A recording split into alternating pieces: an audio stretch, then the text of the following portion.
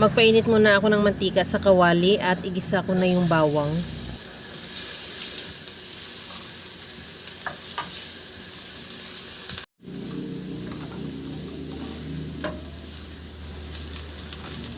Maglagay na rin ako ng sibuyas.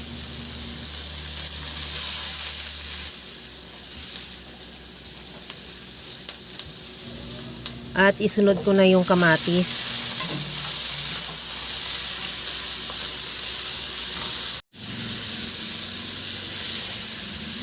Okay na tong ating kamatis. Ilagay ko na yung manok. Bali, kalahating kilo lang ng manok yan na hiniwa ko lang ng pa-serving cut.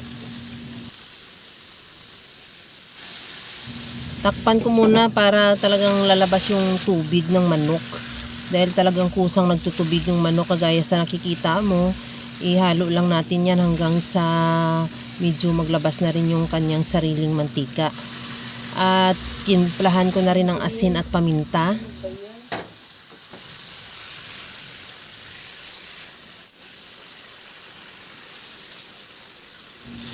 Lagyan ko na rin ng oyster sauce.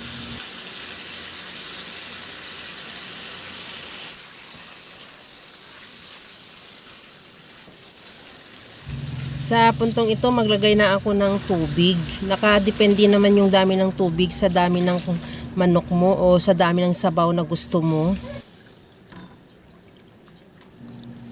Takpan ko muna hanggang sa maluto lang yung manok. Pagkaluto ng manok, ilagay ko na yung sayote. Takpan ko ulit hanggang sa maluto lang din yung sayote.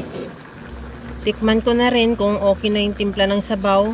Maglagay ako ng liquid seasoning. Kahit anong seasoning mayroon ka, pwede. At isunod ko na ilagay yung talbos ng sili. Ihalo lang yan hanggang sa maluto yung talbos ng sili at ready to serve na yung ating napakasarap na tinulang manok.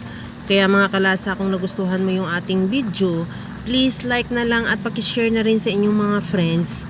At kung bago ka pa lang sa aking channel, subscribe na at i-click mo na rin ang bell button para sa mga notification.